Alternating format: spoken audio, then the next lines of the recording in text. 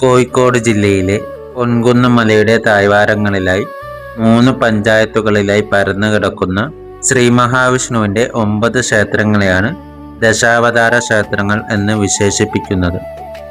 ദശാവതാരങ്ങളിൽ 9ാമത്തെ അവതാരമായ ശ്രീകൃഷ്ണസ്വാമിക്ക് സമർപ്പിച്ചിരിക്കുന്ന ക്ഷേത്രമാണ് ഈന്താട്ട് ശ്രീകൃഷ്ണസ്വാമി ക്ഷേത്രം. പ്രകൃതി ഭംഗിയാൽ നിറഞ്ഞു നിൽക്കുന്ന ക്ഷേത്രക്കുളവും ക്ഷേത്ര പരിസരവും കോഴിക്കോട് ബാലുശ്ശേരി റൂട്ടിൽ കാക്കൂറിനടുത്ത് ആവണ്ടൂർ എന്ന ദേശത്തായാണ് ഈന്താട്ട് ശ്രീകൃഷ്ണസ്വാമി ക്ഷേത്രം സ്ഥിതി ചെയ്യുന്നത്. ഏകാദശിയും അഷ്ടമി രോഹിണിയുമാണ് ഇവിടുത്തെ പ്രധാന ആഘോഷങ്ങളിലൊന്ന്. പൊൻകുന്നം മലയുടെ താഴ്വാരങ്ങളിലായി വയലിന് നടുവിലായി ഒരു മനോഹര ക്ഷേത്രം.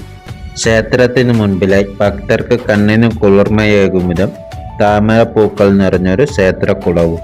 പ്രസിദ്ധമായ തൃച്ചംബരം ശ്രീകൃഷ്ണസ്വാമി ക്ഷേത്രവും ഗുരുവായൂർ ശ്രീകൃഷ്ണസ്വാമി ക്ഷേത്രവും പോലെ ഈന്താട്ട് ശ്രീകൃഷ്ണസ്വാമി ക്ഷേത്രത്തിനോട് ചേർന്ന് ജ്യേഷ്ഠനായ ബലരാമസ്വാമിയുടെ ക്ഷേത്രവും സ്ഥിതി ചെയ്യുന്നു.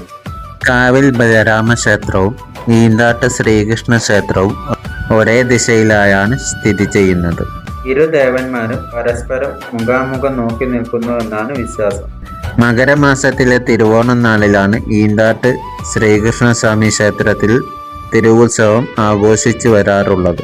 വയലുകൾക്ക് നടുവിൽ പ്രകൃതി രമണീയമായ അന്തരീക്ഷത്തിലായാണ് ഈന്താട്ട് ശ്രീകൃഷ്ണ ക്ഷേത്രം സ്ഥിതി ചെയ്യുന്നത്. കാലവൻ എന്ന അസുരൻ ഈന്തപ്പനയിലിരുന്ന് ബലരാമസ്വാമിയെ വലിച്ചു കൊണ്ടുപോകുവാൻ ശ്രമിച്ചപ്പോൾ ശ്രീകൃഷ്ണസ്വാമി ബലരാമസ്വാമിയെ രക്ഷിച്ചു എന്നാണ് ഐതിഹ്യം.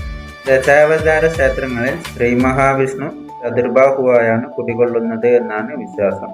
പണ്ട് കാലത്ത് ഈ ക്ഷേത്രത്തിന് പരിസരത്തായി നിറയെ ഈന്തപ്പനകൾ ഉണ്ടായിരുന്നുവെന്നാണ് വിശ്വാസം. അതിനാലാണ് ഇവിടം ഈന്താട് എന്ന് അറിയപ്പെടുന്നത് എന്നാണ് കരുതി വരുന്നത്. ഈ ക്ഷേത്രത്തിലെത്തി ലക്ഷ്മീനാരായണ പൂജ നടത്തിയാൽ മംഗല്യ തടസ്സം മാറുമെന്നാണ് കരുതപ്പെടുന്നത്. 6 കിലോമീറ്ററിന്റെ ചുറ്റളവിലായാണ് ദശാവതാര ക്ഷേത്രങ്ങൾ സ്ഥിതി ചെയ്യുന്നത്. അതിനാൽ ഒറ്റ ദിവസം കൊണ്ട് ഈ 9 ക്ഷേത്രങ്ങളും ദർശനം പൂർത്തിയാക്കാമെന്നാണ് വിശ്വാസം. ഭൂപടത്തിൽ ഈ ക്ഷേത്രങ്ങളുടെ സ്ഥാനം അടയാളപ്പെടുത്തി പരസ്പരം ബന്ധിപ്പിച്ചാൽ ഒരു ശംഖിന്റെ രൂപം ലഭിക്കുമെന്നാണ് കരുതപ്പെടുന്നത്. കർക്കിടക മാസത്തിൽ നാലമ്പല യാത്ര പോലെ വൃശ്ചിക മാസത്തിൽ ദശാവതാര തീർത്ഥയാത്രയും ഇപ്പോൾ നടത്തി വരാറുണ്ട്.